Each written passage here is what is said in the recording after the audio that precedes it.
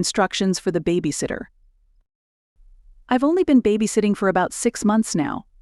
It was an easy way to make money, and it didn't require me to have any real, applicable skills. It was slow going at first, but a couple of months ago I hit the jackpot after a young couple from the rich part of my town asked me to look after their 2 kids one Friday night. They paid me $200 to look after their extremely well-behaved children for 3 hours in a house 5 times the size of mine. It was awesome. The young couple must have also thought that I had done a good job, because word spread quickly around the rich neighborhood about the nice young lady who was willing to look over your children so you could go out for a night of drinking and fun. And when I say that this neighborhood is one of the richest in our state, I am not exaggerating. Most of the people living there are young couples who have come from a long line of wealthy families. Sometimes I'll babysit for a few hours and make a couple $100. Other times the parents want me to stay the night while they go off and get a hotel room so that they could be away from their kids for a change. That is where I make the big bucks. A couple of days ago, a husband and wife had texted me asking if I could stay the night at their mansion and watch their 7-year-old little girl for them. I happily agreed. If only I knew what I was in for.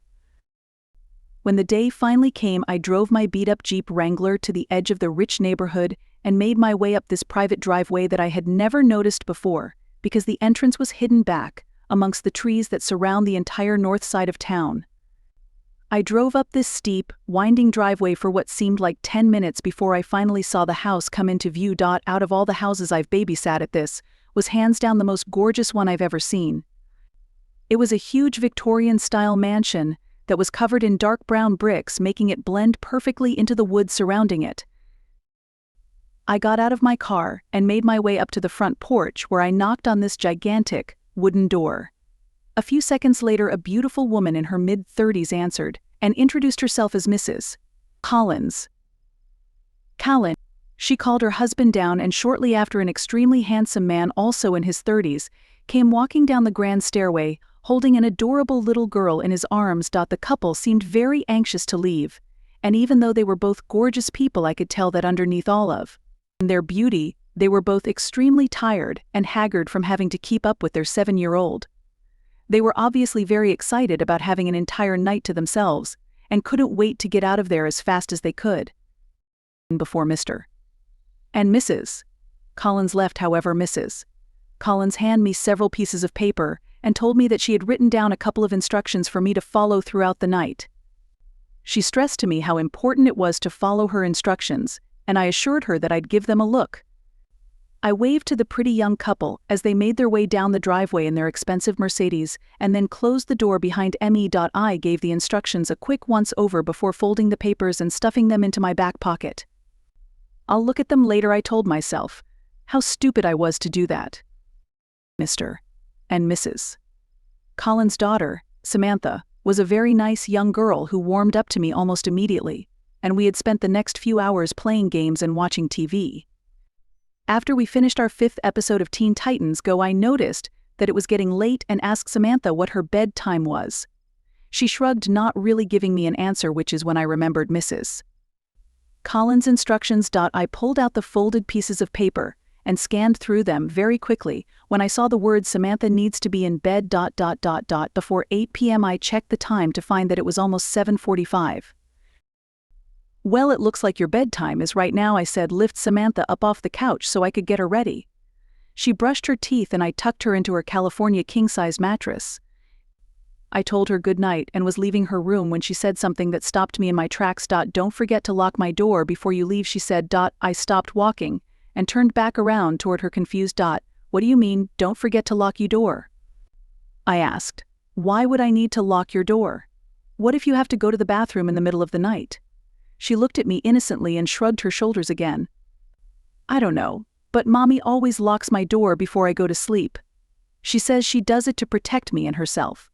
I don't remember what happens after I fall asleep, but Mommy says that I always try to leave my room at night, which is a bad thing. I looked at her dumbfounded. I didn't know what to say. Mommy told me that she would leave instructions for you to follow, and locking my door is one of them, she said. Oh, okay, Samantha, I'll lock your door. Good night, sweetheart. I stammered. She gave me a big smile and rolled over in her bed. I closed her door and noticed that there was a latch drilled into the door frame that would allow someone to lock it from the outside. I closed the latch and then walked back downstairs so I could read the rest of Mrs. Collins' instructions. When I had first seen the pieces of paper, I was under the impression that they were just instructions that told me what shows Samantha is not allowed to watch, or how to operate the surround sound.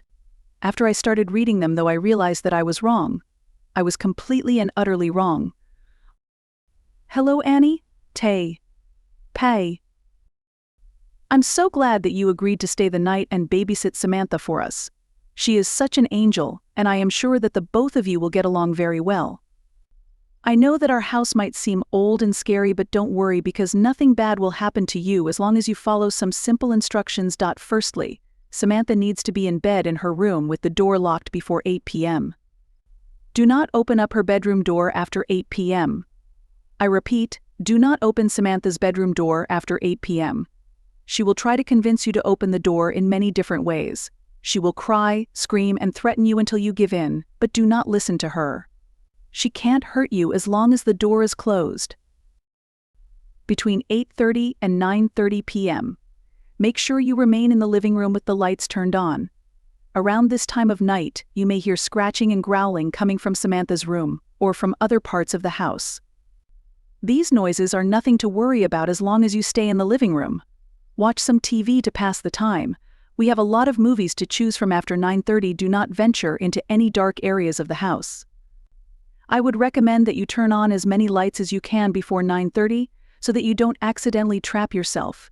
You might begin to see things hiding in the dark areas of the house from time to time, and sometimes they will even try to talk to you. Just ignore them, and they'll eventually ignore you as well.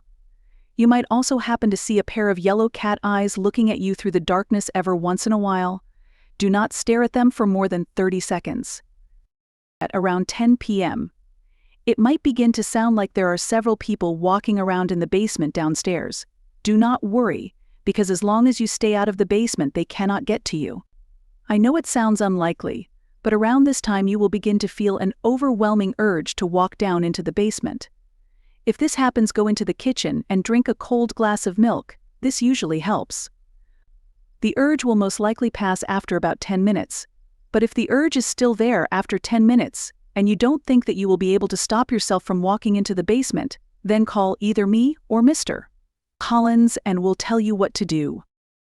When 10:30 comes around, you will begin to hear something running back and forth in the hallway upstairs. Stay on the first floor of the house during this time. Don't worry about Samantha. As long as you locked her door beforehand, he won't be able to get to her. If you start to hear him making his way down the stairs, then lock yourself in the first floor bathroom with the lights on. He will knock on the bathroom door repeatedly and will try impersonating someone close to you like your mom or your dad in order to trick you into opening the bathroom door for him. He is really good at it. No matter what he says to you and no matter who he sounds like, do not open the door. He should go away after 5 minutes. Check under the door to make sure that he is no longer there before you open it. Now, this next part is very important.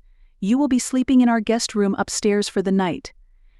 Before you go to bed, make sure that you leave a plate outside your bedroom door with a piece of raw steak on it. You can find the raw steak in our refrigerator, and leave a glass of milk next to the plate as well. On a piece of paper, write the words "parkant meaty" in red ink and leave it on the plate with the raw meat. Also, at some point during the night, you might wake up and notice that there is something standing in the corner of your room. Please refrain from looking at the figure as much as you can. I'd recommend wearing earbuds so that you won't hear it muttering to itself. And that's about it. There are also a few other general rules that you should follow throughout the night just to make sure that nothing bad happens.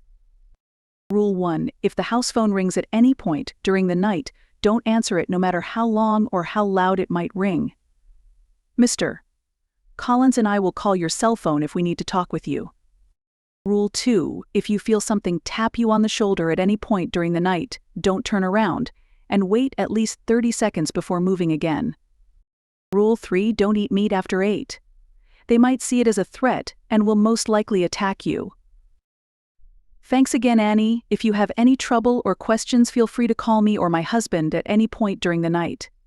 If you do call us and a man with a very deep voice answers the phone, hang up immediately and try calling us again. P.S. Throughout the night you might hear a dog whimpering from somewhere off inside the house. We don't have a dog, so don't go looking for it. I hadn't realized what I had gotten myself into. It is currently 8:31 p.m. as I am writing this, and the growling noises just started. It sounds like they're coming from every room in the fucking house. I thought that Samantha's screams from a couple minutes ago were going to be the worst part, but now I can hear her muffled growls from upstairs, and I can assure you that this is worse. This is so much worse.